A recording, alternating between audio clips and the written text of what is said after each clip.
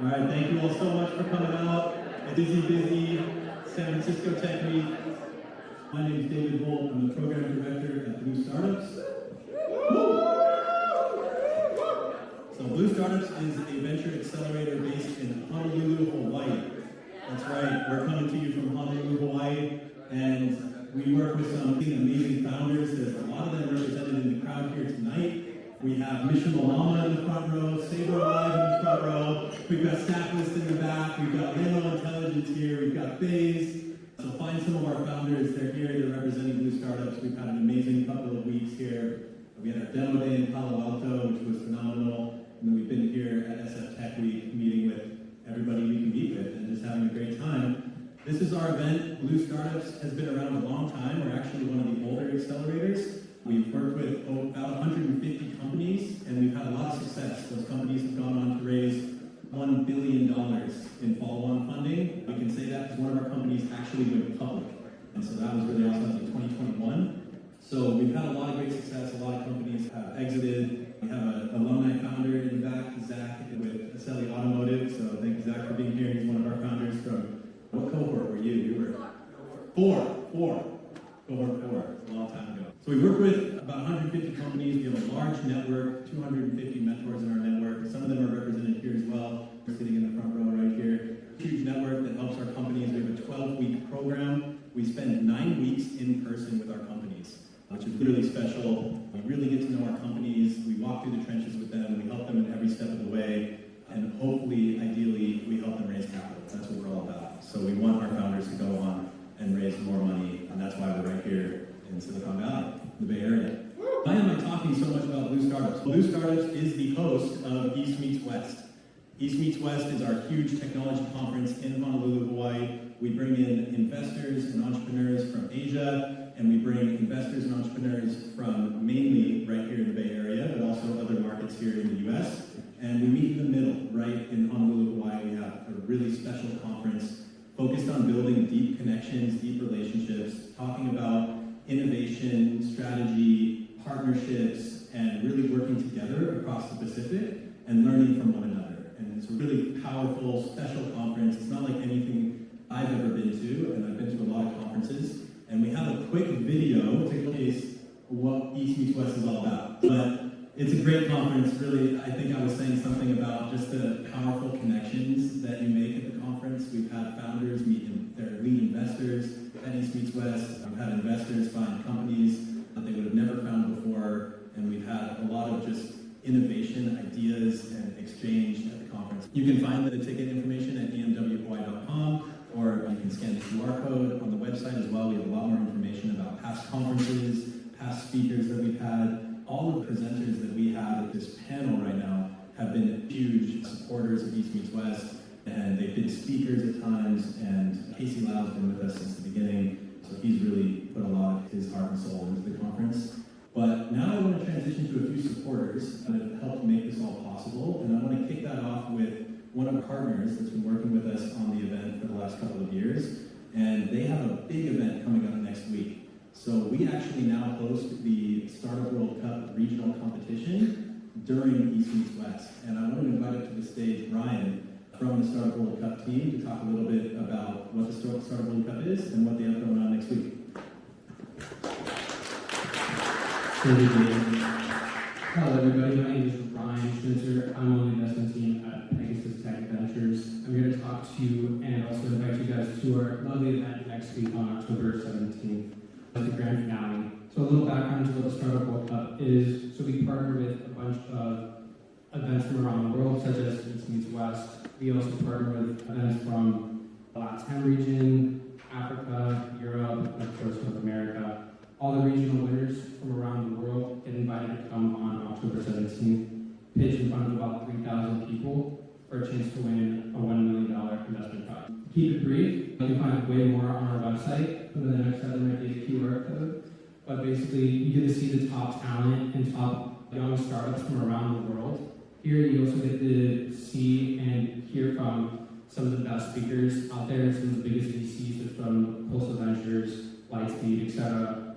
But yeah, we would love to invite you guys all. We have a special promo code just for you guys. It's a $50 ticket to come and visit and see all this. It's an all-day event. But yeah, thank you so much, David, and Eats Moves Fest for inviting us and partnering. Thank you, Ryan. All right, another one of our great partners and sponsors on both this event and our event in Honolulu is Nobu Morita with NEC X. Elevate X has their applications open until the end of the month, and they're right here in Silicon Valley, and they work with early stage companies a lot like Blue Startups and help you scale and succeed, and they also have the cross-Pacific partnership with Japan. There's information here on the QR code, scan to learn more, and thank you so much, Nobu, thank you so much, Elevate X. Another big sponsor and supporter of this is the Digital Garage, this beautiful space that we're in. Thank you so much, Hengo Naito and the Digital Garage team. Thanks for hosting us. It's a beautiful space. I think I've walked past this like 100 times, and I had no idea it was here. But this is a really special place. Thank you so much for hosting us. And then I want to also give a huge shout out to Web Summit, Casey Lau. They were big supporters of this event. And I think they have, like 4 other events at SF Tech Week. Casey's a busy man. And without further ado, I want to invite Casey Lau to the stage. She's going to be our moderator this evening. And let's give it up to David Holt, everyone. The man, the legend. Okay, great. Thanks everybody for being here. We're going to do a panel. What's it about?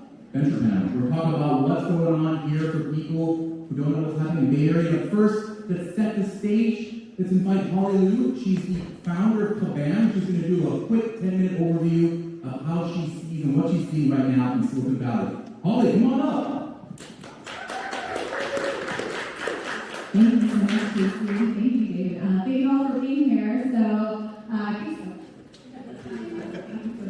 So Casey had asked me to talk a little bit about startup fundraising. After we sold at Kabam, I did go to Y Combinator for 2 years as a business partner. And then since then, I've been doing some investing at the intersection of entertainment and tech. So some of this stuff I've done in the past, and then a little bit of some update. But I specifically asked to go ahead of Chris. I think Chris is going to speak after me because mostly, if you guys don't know by now, the startup landscape is all AI. It's pretty much, that's probably the thing that you see the most and hear the most, and it's true. In most everything now where investors are investing at and looking at is really in terms of AI-driven types of companies, mainly to get the leverage, and we'll talk about all the benefits of it. I think if you're not an AI-driven company, I think it's just going to be a bit harder to get capital, but it doesn't mean that it's impossible out there. So just a couple, these are like really boring things, but I think it helps because I think many of you guys are fundraising from investors, from VCs, and just to know a bit about the flow of the money and what's been happening, because reality is venture capitalists actually take money from their LPs and they deploy it. So they also have a boss in many ways, and they're looking to return capital. So currently, because the interest rates are high, they themselves can be very judicious about the capital they're going to deploy. Inflation is still high, so it does make it a little bit more difficult as you as startups are going out there and saying, pay for my stuff, and the normal consumer, especially if you're doing a consumer startup, might be dealing with a lot of inflation and trying to figure out where the dollar goes. And then in general, there's just been not a lot of movement in terms of jobs. So that does lead to a certain particular environment. I know I'm not painting a pretty picture, but don't worry, there's still a little bit of hope. This is from Carta in 2025. Across the board, the dark blue line is the median valuation, and then the orange line is the number of deals. You can see this, so the first section is seed, but you can see this across A and B, that in general, the number of deals have dropped, but the valuations have gotten higher. So there's just a lot of consolidation that's happening in this space. So there's fewer deals and valuations getting larger. So yeah, the seed rounds, from what I've heard in the current last batch, is that they tend to be between 1 to 3 million. That's usually SF Bay Area. I think elsewhere they go a little bit lower in terms of that range. So this also means that it's an investor-favored market, right? So investors have a lot of leverage here, but founders can get the upper hand in this market. And the best way that you guys can is these two factors weigh a lot heavier, right? Particularly distribution or traction. There could be an exception where you see a team or like the ex-founder, they go and they raise a boatload of money. That's an exception because they're like, okay, she can go build the infrastructure, or you have a tech that is really hard to build. But in this world, you have distribution and traction. I know I talked to a couple of founders, and they were like, hey, before seed and pre-seed meant that you didn't need to show any traction, it's just an idea. And they're like, oh, it's a little unfortunate now is that anybody can build a startup, and we'll talk about that in a little bit, but it does make it more competitive. The thing, though, that also is in your favor, though, is you can really, the one thing that you can control is really your costs and your efficiencies. So the one thing that I do see, hear this a lot more, is team sizes tend to be smaller and use AI a lot more, even internally, to increase your efficiencies. So I certainly see that a lot. We always talk about that, no matter how big or small we were at Kabam, that we have 100% control over your costs until you can get that revenue generating. I put roll-ups at the bottom, not for the fruit snack, but really, some of my friends, we do spend a lot of time talking a bit about what is the future, and there has been a lot of chatter around, does this mean that there might be smaller companies that will band together and roll up? You see what's happening, particularly some of these AI startups, and maybe Chris will talk a little bit about them, is there could be like a very small team, and they don't actually need capital because they make some revenue. If you remember the slide before about traction, those are the exact kind of companies that many investors do want to invest in. It's the ones that don't need the capital because you're like, oh my gosh, they're sustainable, they figured it out. But there's also these companies that can make a little bit, but maybe not enough, that perhaps they come together, that I see a bit more bootstrapped AI-driven companies as well, and they do a nice job there, but maybe can't get to the next level, and maybe if they band together, you might be seeing that. And you do see this at a bit of a macro level of acquisitions. The one thing I will touch upon, which maybe Chris will be able to shed a lot more light, is consumer AI finally here. I have to throw this in here maybe because my background is consumer. Maybe currently a lot of AI, the companies that you see built, the type of startups is really first it's AI, and second it's been B2B. And really it's because every single company out there is wondering, they know the AI revolution is coming, and they're like, but we don't know what to do with it. So there's a startup out there that can build things faster because they're busy keeping up their legacy systems, and you guys can come in and build in something for them. That's been traditionally where a lot of the opportunities have been. I'm not saying that there isn't those opportunities still, because those are the ones that I've been seeing that tend to get more money. It's the consumer AI ones is really, for us on the consumer side, we're like, when is it going to be here? Maybe. So the reason why I say maybe is I see that the application layer is growing. ChatGPT now has an app store, right? So the application layer, so there's all these kind of tools now that you can use. It's like having the app store on your mobile phone. Uber can come in, DoorDash can come in. And then there's a lot of more companies that are more application driven. In one of the previous YC bashes recently, it's like they were building a company that was basically saying, okay, we sell our software to companies to see what AI tools the employees are actually using. And I was like, oh, that's interesting. Okay, there may be a market for that. So maybe consumer AI is there. I've seen a little bit more beyond the AI companion. I think that's usually the consumer AI kind of ideas. You end up building like digital twin or a companion. You see more and more productivity tools for the consumer. You're seeing a lot more creation in the arts to make editing better, to make anybody an artist, anybody who will be a creator to be able to tell stories. I firmly believe that for consumer AI to really take off, you need tools that enable the end user to do something that they've just never been able to do before, that they wanted to do. ChatGPT, like admits you can write an essay. Who doesn't want that? And today, though, I leave you with this, that there's no better time to build a company and no worse time to get consumers. But it's a great time to build. I just want to remind everybody that a couple years ago, ChatGPT launched, and it really revolutionized so many things of what is possible. And a lot of people say, is there still room? And I'm like, yeah, I think there is. Otherwise, I think ChatGPT would not have launched with the name ChatGPT. So there's just a lot of things out there. So keep on building.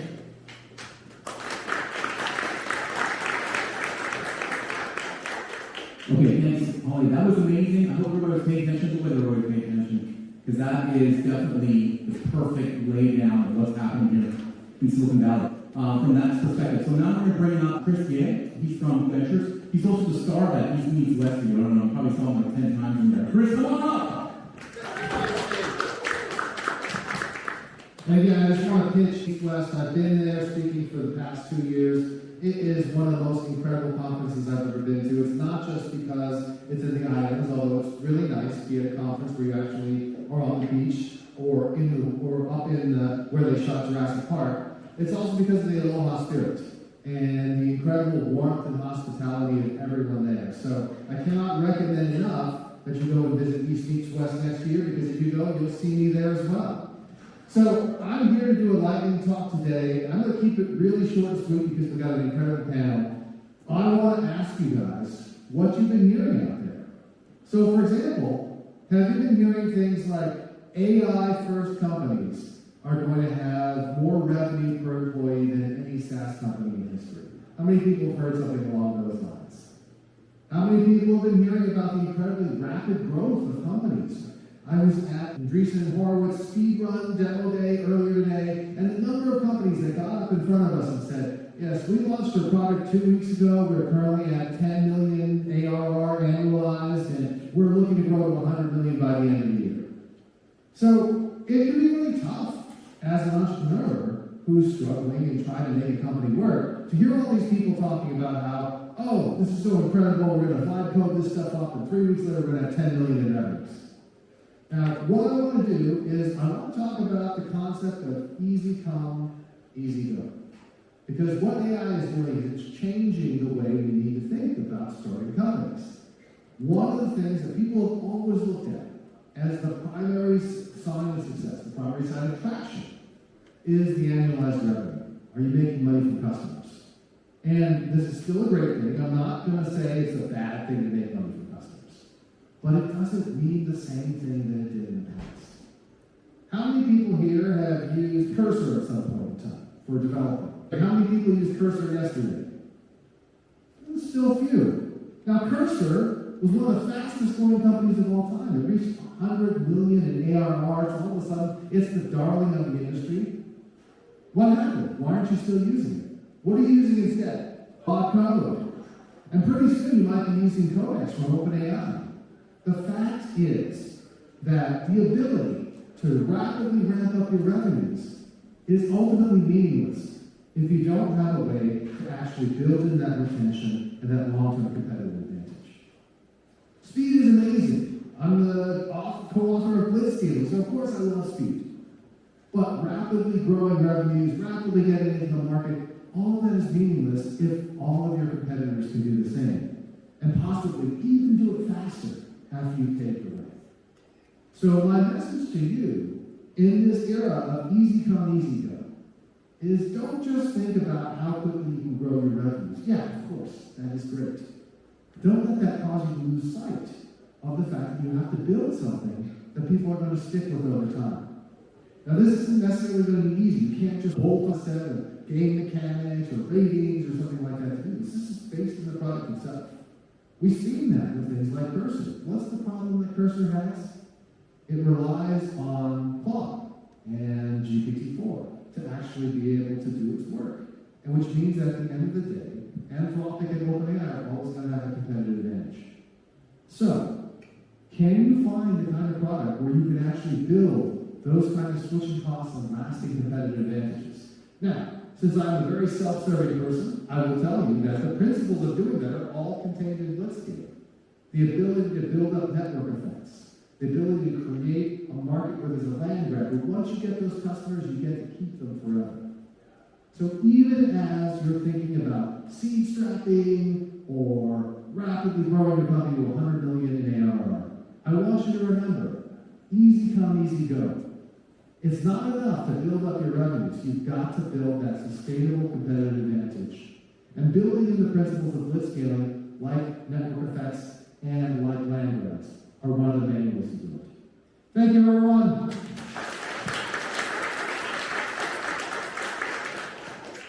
We stay on stage? Okay, grab the chair. And can I invite Maya, Holly, and Nobu onto the stage? Give them a round of applause.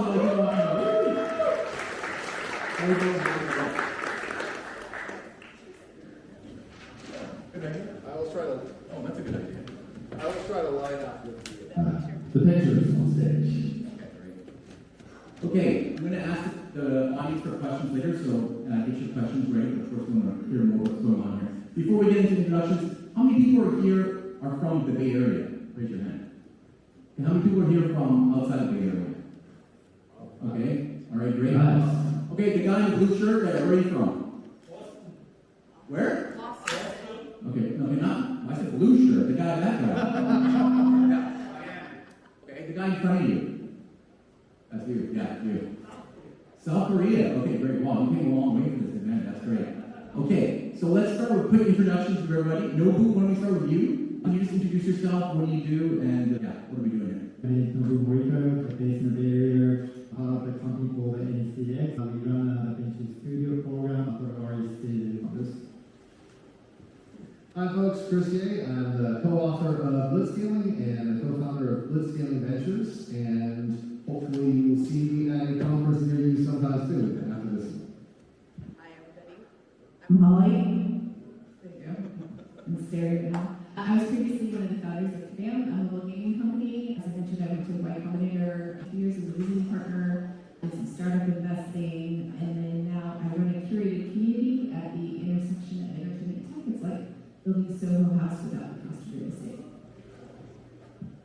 Hi everyone, my name is Maya Rogers. I am so lucky to be a member of this Soho Club-like membership club.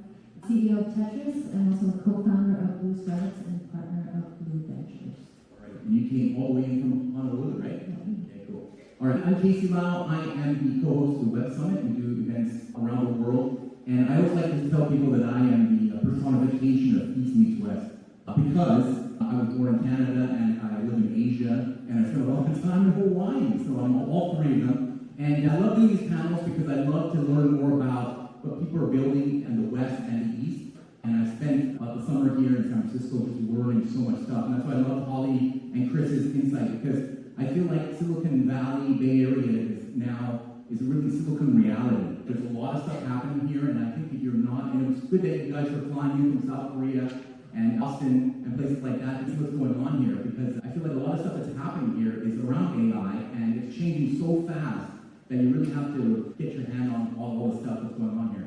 First, I want to ask, because everybody here spent a lot of time, you three are based here, and mine come there a lot, but San Francisco had a lot of bad rap in the last couple of years, right? There's a lot of strange things happening outside, but forget that, because it's all about AI, right? All the founders have moved back. The mayor of San Francisco, Mayor Lori, I think he's doing a great job. He was at the OpenAI event yesterday, and everyone's like 100% in San Francisco. How important do you guys see this? Let's ask the two of you first, or the three of you first. I'll come back to mine in a minute. Ollie, how San Francisco or Bay Area in general, how important is it to this ecosystem? How does it interact with the rest of the world? I usually tell people, hey, if you want to build a Hollywood blockbuster film, you should look at Hollywood. If you want to build like a big venture-backed company, you should come here. I think this is like before, well, as a YC, we used to say, hey, there's a 10% that are lock factor for founders that stay here. There's a lot of collisions that are happening. People talk a little bit about what are certain things in the ecosystem that's here that really creates this virtuous cycle of things, and where founders come and help contribute and make everything bigger and better. So I think it's quite necessary if you want to become like a fan company in my mind. So the thing about Silicon Valley is, I think Holly's exactly right. The key is there's a whole series of interlocking network effects that make it the best place to actually build your company.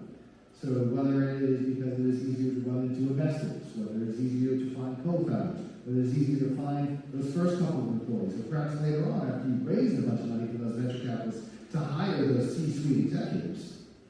Everything happens more easily here. There's a price, which is why the valuations are higher and the pounds are higher.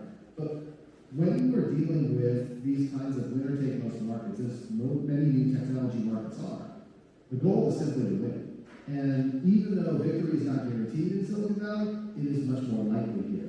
And so that is why people come here. Look, it's not a perfect place, and everyone who wandered in from the outside recognizes that. But it's a place that has seen its ups and downs aplenty over the past century, and has always seemed to come back and face forward to the future and help bring the future into existence. Great. Yeah, Nobu, how about you? You've been living in San Francisco for over 10 years now, and you go back to Japan once in a while. So how do you see the San Francisco Bay Area? Yeah, sure. I have a Francisco, all like all the people left San Francisco during COVID, including like my close friend. They came back, and now people talk about remote work. People talk about returning home and offices, right? And it's definitely a place that you can't find anywhere else in the world. And not just the founders, the investors, lawyers, major law firms, and everybody has office here, investment banks. They always look for, and so all the resources are here. So definitely important to do. And Digital Garage is here. Been here for so long, even past the COVID. Okay, Maya, how about you? You live in Hawaii, but you spend a lot of time in Japan and the US as well. How do you see, what do you see? I think just to echo what everybody said, definitely it's a little sketch, but I do see some improvement. Walking on the street, I think a couple years ago when I first came back, I did not want to walk down Market Street, but I walked it today and it was walkable. But yeah, to Nobu's point, I think the hub of the West Coast is here. So I operate my business in Hawaii, but we really don't have any business partners in Hawaii. Our business is global for Tetris. And so coming to San Francisco is a must for me because if I come here, then I can at least see some of the investment bankers. They all have offices here. I don't have to travel all the way to New York or go to London or what have you. I think San Francisco still remains the hub, and it's just nice to see that it's coming back. I probably came back twice a year before, and I took a hiatus and COVID and all that stuff. And we did get a lot of San Franciscans that moved to Hawaii during COVID, and some people stayed, but definitely starting to come back. So such an important place. Okay, so let's talk a little bit about capital flow. So Nobu, you got some, we're in NEC's corporate venture fund here in San Francisco, so you're bringing the Japanese money out here. I'm going to ask the same question to all of you. What's going on there? Are you seeing a lot more influx of other Japanese investors, Asian investors coming into the U.S., or vice versa? And that's the question. Yeah, because we're the Japanese companies, and we brought some capital. We still get many other Japanese investors coming here. And also, I also something like you pointed out, maybe kind of opposite like the way you talk about the following. And investment situation or fund situation in Japan is quite different than here because I think the major interest rate is different. Interest rate in Japan is pretty low. It stayed at 0.5% right now. In the US, 4% today. Used to be like 6% or something.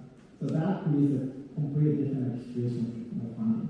And for startups, and this money goes to startups in Japan first, something like a so-called for startups here. So that's quite a big difference, I see. Chris? So I have the privilege of getting to see a lot of different ecosystems. So last month I was in London and Singapore and Indianapolis. And this month I will also be going to New York, Riyadh, Dallas, and Singapore again.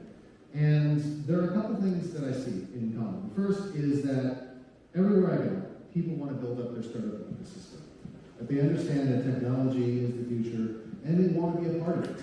And that probably will be possible, because again, as you're solving problems locally, I think AI is going to cause more localization than before, and there'll be those opportunities.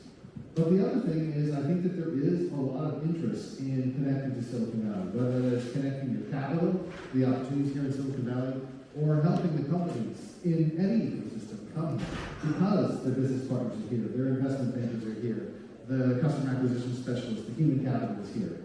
So I think that there's going to be more and more connectivity in the future, and the world is going to get smaller. I actually think a little slightly off of the connectivity. I am a little worried about our current administration and kind of some of the things that they're doing to prevent like inflows. So I do see a lot more, I don't know, more of a prediction of there's going to be these ecosystems outside of the U.S. that like China is taking advantage, and they're just like, we're going to plow into over here. We won't send, there's going to be less H1Bs coming over, so they're going to stay over there. So I can certainly see these localized systems growing even larger, unfortunately to San Francisco's detriment at some point, because I do think, you need the cross-pollination, you need the money to flow and come back over here in many ways. Now, our administration only lasts for 4 years, that could change. Oh. Yeah. 39 more bucks. Yeah. So I do think in the meantime, it's a great advantage for Japan China, Canada, all these places who've been trying to build their own ecosystem to really start putting their money where their mouth is and investing in it. I'm going to agree with all of your points. Ditto. Great. Okay, so now I want to talk a little bit about ecosystems and stuff. Maya and Nobu, what do you guys see in Japan's ecosystem? Like I was talking to Nobu earlier. What's hot in Japan? What are people investing in? Is it AI as well? Is it video games? Is it AR? What's going on? And then what is going on there that maybe we can bring to the US or to Silicon Valley or other ecosystems? What I see, I was in Japan a couple of weeks ago for a conference hosted by the Japanese government. And the Japanese government investing or helping a lot in the startup ecosystem. So what they said is in the last decade, the investment amount in startups grew by 10x. That's significant. And when we started NEC X in 2018, I was saw a different situation than I see right now. And so the people mindset also has changed a lot. Right now, the people who have great careers, school careers, they jump on startups in Japan. Yeah, there are very good opportunities and people talk about. Right now, what used to be more like a lightweight software apps startups, mobile app, online consumer apps. But now more like people doing the kind of deep tech startups, including bioscience and space and robotics. And that's kind of new shift that I see in Japan. I was in Japan recently and helped hosted dinner there with a bunch of founders. Half of them were Japanese and half of them were foreigners that were living in Japan. And all of them agreed that the next unicorn in Japan will be a foreigner, like in the next 5 years. That's pretty crazy. What do you think about that? Do you think that's a possibility? Yes. No, but I think definitely the shift is, I'm always amazed. I grew up in Japan until I was 11 years old, and I go to Japan quite twice a year. And it's always amazing to see how prosperous Japan was after World War II. Built the entire country, became the third largest, blah, blah, blah, after World War II. And then now, you go to Japan and people start businesses, which is really, they can just start a business and be profitable in Japan and stay in Japan. But that is starting to shift and change to Nobu's point. I was just talking to somebody about deep tech. Like that's where Japan has the knowledge and can thrive, and what kind of deep tech kind of companies can thrive there, and then get married to the West, to Silicon Valley to raise money. But that shift is happening. When you look at different countries, like going to Korea to me was also an eye-opening situation because I felt like the entrepreneurs there are more international than Japan. And so I think Japan still has a lot to catch up, but again, there's so much knowledge, there's so much industry that is essentially untapped, that people follow what is happening in Japan, it just hasn't come outside yet. Pauline and Chris, so you guys travel a lot. What do you think that you've seen outside maybe that might be better to be brought to Silicon Valley in terms of ecosystem building? Everything, you feel like everything is here, but there must be something missing, something you've seen somewhere else that's pretty cool, like this solo house idea. That sounds good. Is that community-based? Is it investor-based? Is it more concentration with other countries? What do you guys see as some things you've seen outside that this should be cool if it was in the Bay Area?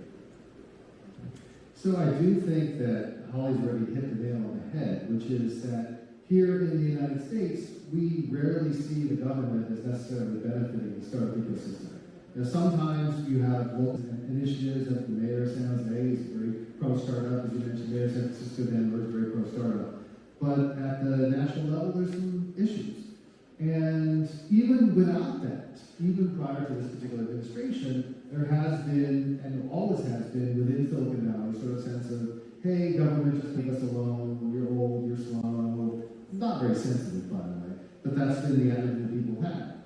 And in contrast, in a place like Japan, or Korea, or elsewhere in the world, like, for example, visiting the Middle East, the government plays a critical role. Canada too, yeah. Canada as well. And so, again, be careful what you ask for, saying, hey, we want the U.S. government more involved in startups. I don't know, but other parts of the world have integrated government in a way that it really works. And here, obviously, we have industry and academia. There we have industry, academia, government, and civil society. And sometimes that can be tough.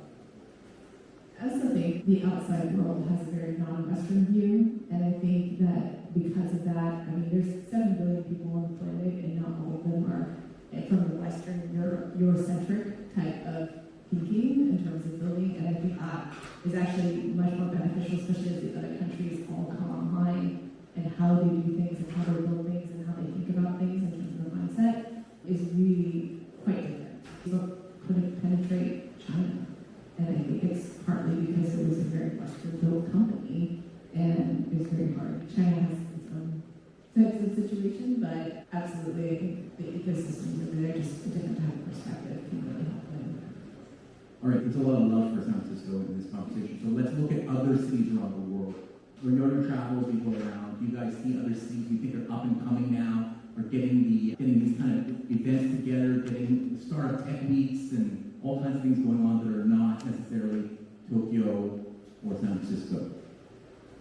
I would imagine like Riyadh. I don't know when you went, like Riyadh and Saudi, they were heavily investing a ton of when we went.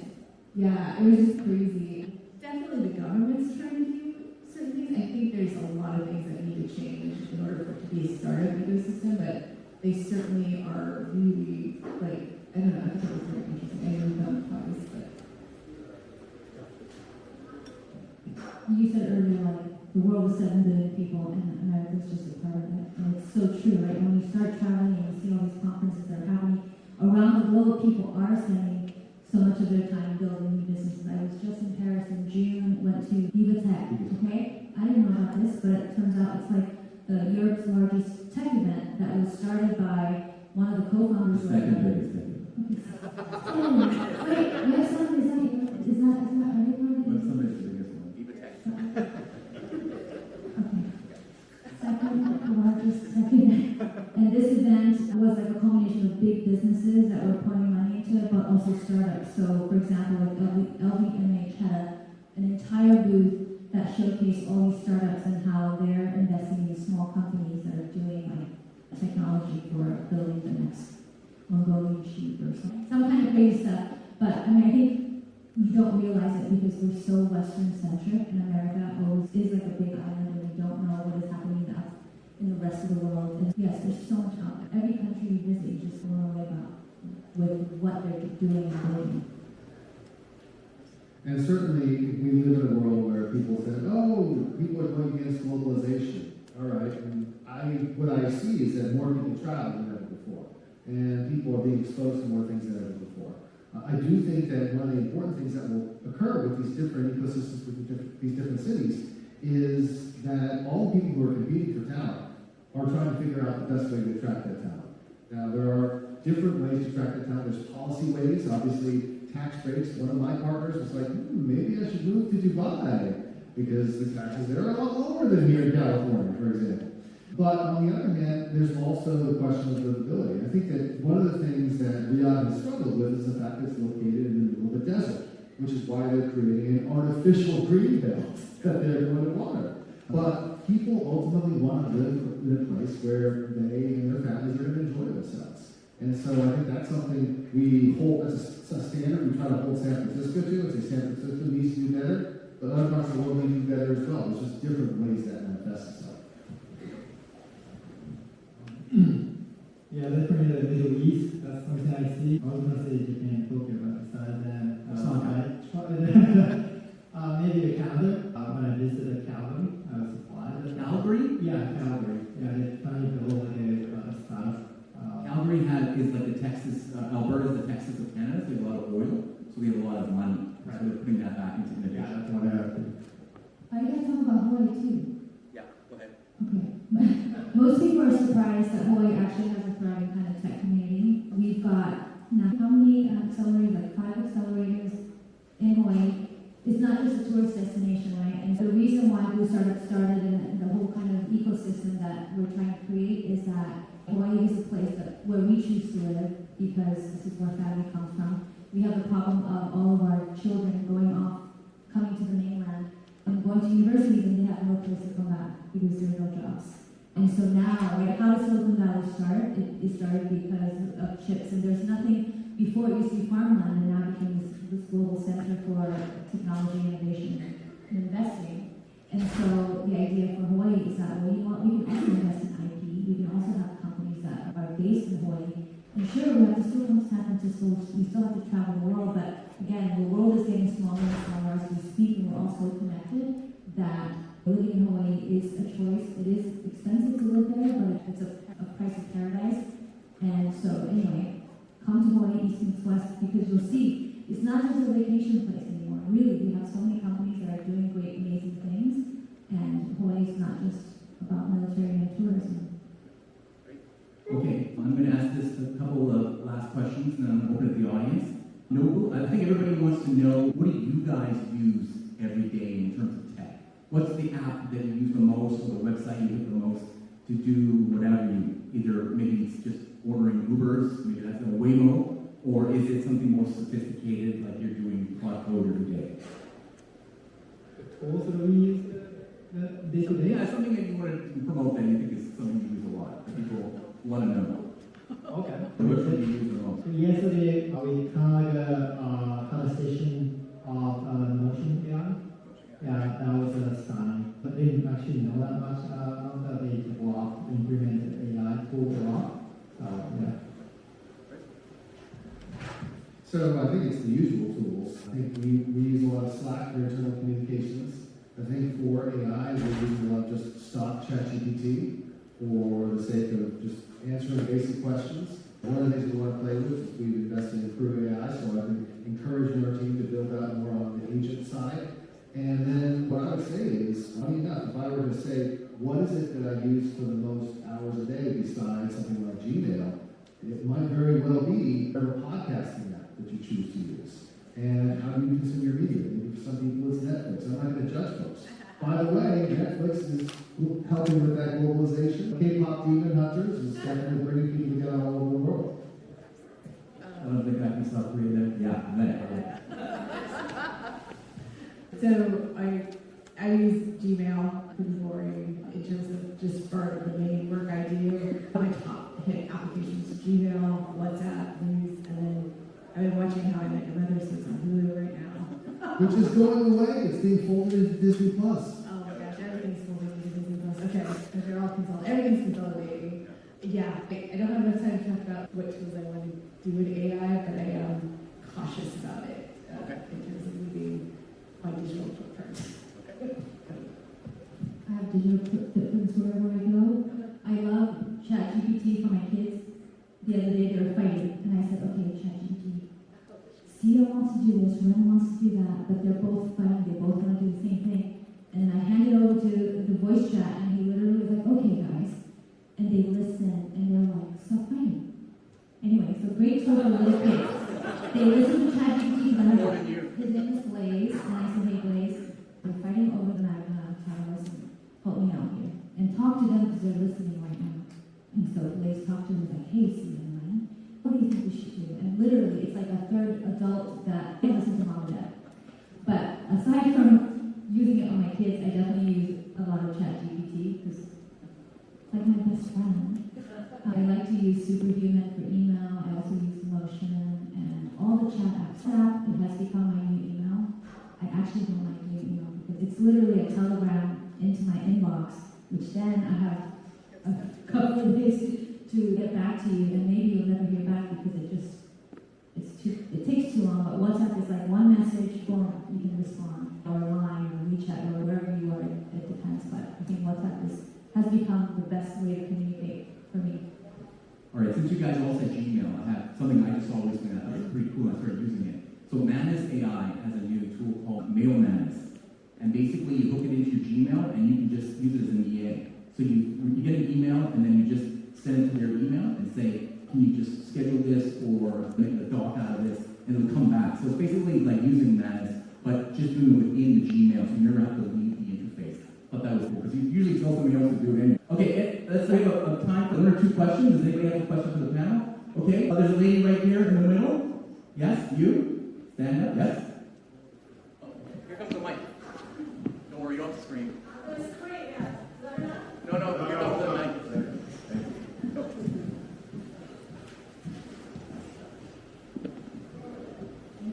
Hi. So I work at also East meets West. I work with Indian founders trying to expand. The most common set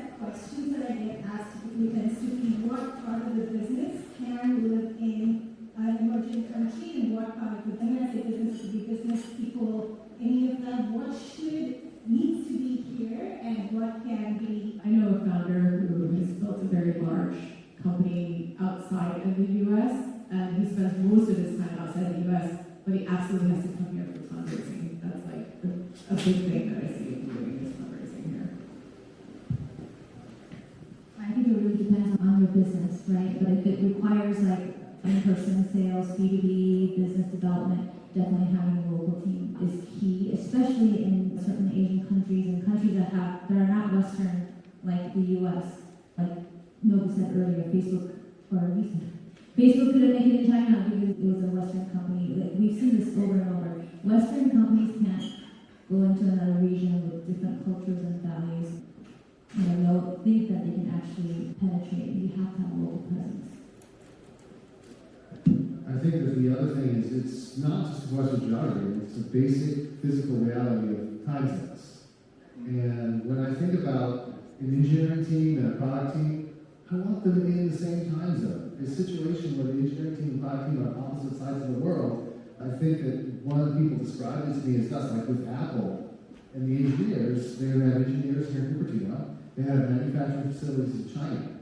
And what they ended up doing, because of the time zones, is they literally went to Boeing and said, we're going to charter a 747 to go back and forth between San Francisco and Shenzhen every day, and you're going to operate it, and we guarantee you that it'll be profitable because we promise to buy every first-class seat on the 747 every single day.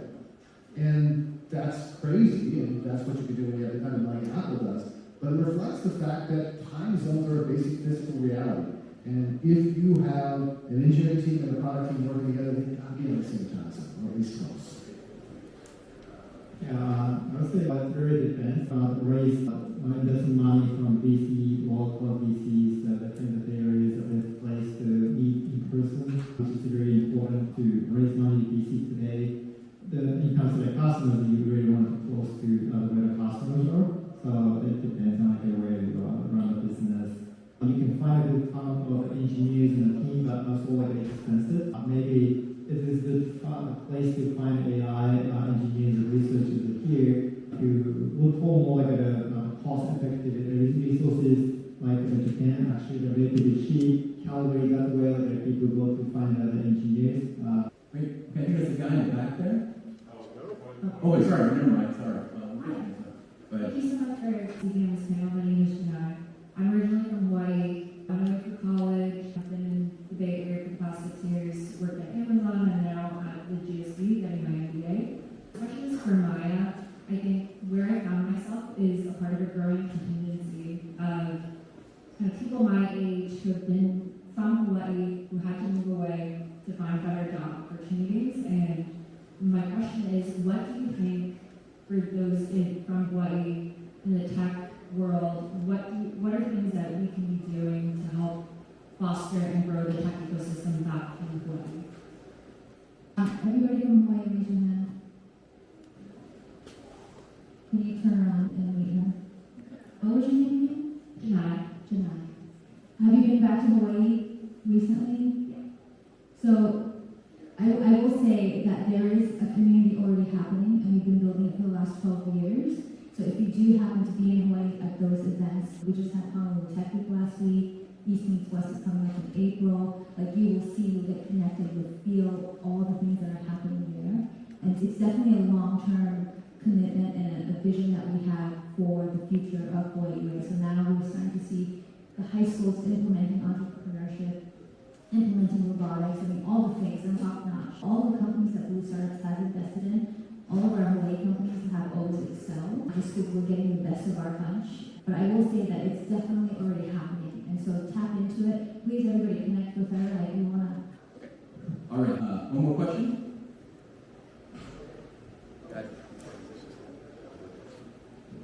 Hi, thank you. Very insightful panel. Thank you. I'm Mahesh, VP of Engineering at Poshmark. My question to you is, how long this AI boom will last? And what do you see as the next wave? Sorry, the question was... I recognize the question. So the question is, how long will this AI boom last, and what's going to be the next wave? Both within the AI boom and perhaps later. So when I look at, I'm old, so I've been around since the days of the dot-com boom. And people always ask me, what does it feel like to you? And so I tell people, it's uneven, future, the history that repeats itself that rhymes, feels like solidly 1997, 1998. We haven't got to 1999 yet.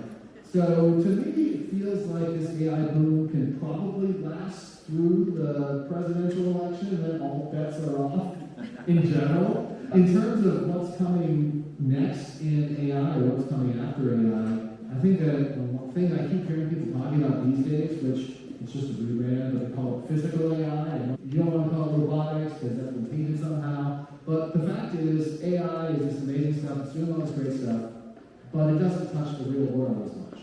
And so touching the real world seems like it's pretty important. There are also a bunch of people who are trying to make quantum happen. Somebody who knows more about quantum than me will have to judge that. What's next after AI? What's next after AI?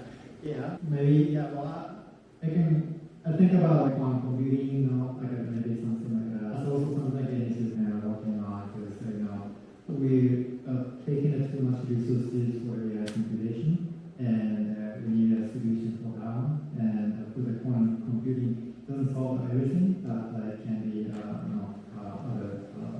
another way to solve the current data center solution problem. Is there anybody in the audience who doesn't use AI? Everybody uses AI, right? I feel like, yes, there's a, it's a boom right now, but it's here to stay, and whoever makes it to the top will make it to the top, but I think it really has shifted how we live and work. I think probably the biggest thing, not only is it going to shift and change everything, but I think obviously we have finite resources, so I think climate and sustainability are going to be like a huge, if we don't keep our eye on the ball, it's going to be a huge thing that we have to continue to really see, because what's the point of the journalism? What are we going to do? All the goals? I don't know. Yeah. Okay, thanks for that question. Actually, that leads into my final thing. So this is the last segment. It's called bullish or bearish. Okay, so you get a thumbs up. If you don't have to answer the question, I'm going to say something. You're going to give me, you're bearish about it, or you're bullish about it, or you're bearish about it. Okay? You don't have to say anything, and then let the audience see what's back in. Okay, for my first question, AR glasses. This is the meta vision. Okay, one down. Okay, so you just mentioned it first, but AI wearables. So like these things you put on you that you talk to like your friends. There's like, like your friends or your apparently co-parents. Yeah. Okay, so okay, how about in AI app stores, right? You're seeing OpenAI's launch one, they're all gonna launch one. It's gonna be a big thing or not. Keep them up. Okay, all right. We'll let the sideways one go. Okay, Mid-Journey is made suited to oblivion. Okay.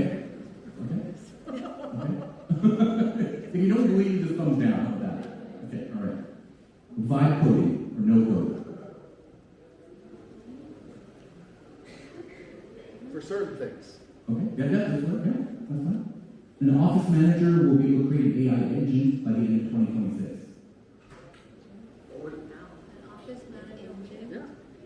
Yeah, an AI engine. So just a common office employee will be able to, like you call a consumer AI, will be able to create their own agent by the end of next year. Be trained. It's going to be so easy. Okay, down, up, okay. Sole founder unicorns. By when? By end of next year. No, just like we believe in the founder unicorn, yes or no? Bullish or bearish? Okay. Oh, okay. Interesting, Nobu. Okay, and the last one is bullish or bearish? San Francisco. What is this? It's not even an angle. It's a sidearm. Okay, all right, it's a sidearm. New York. No, keep them up. You can't just like put them in and put them down. Okay, New York, okay? Los Angeles. Yes. Okay, up. Tokyo. And Honolulu. Yeah, okay, thank you everybody. That's it. Thanks for being here. All right, David, why don't you come back up here and take everybody home? Let's get a picture too. Yes. Everybody together. Okay. All right.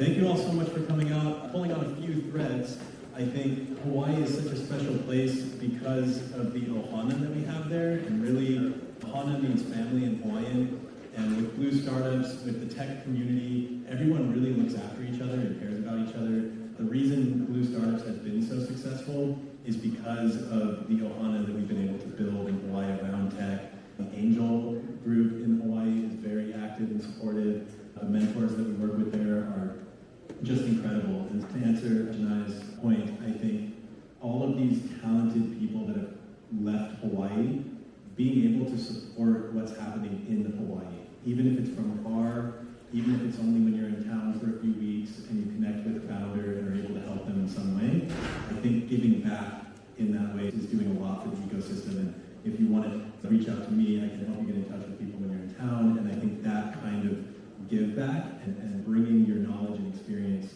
from being in Silicon Valley, from being in some of these other markets in Tokyo, and bringing some of that back to Hawaii is really important.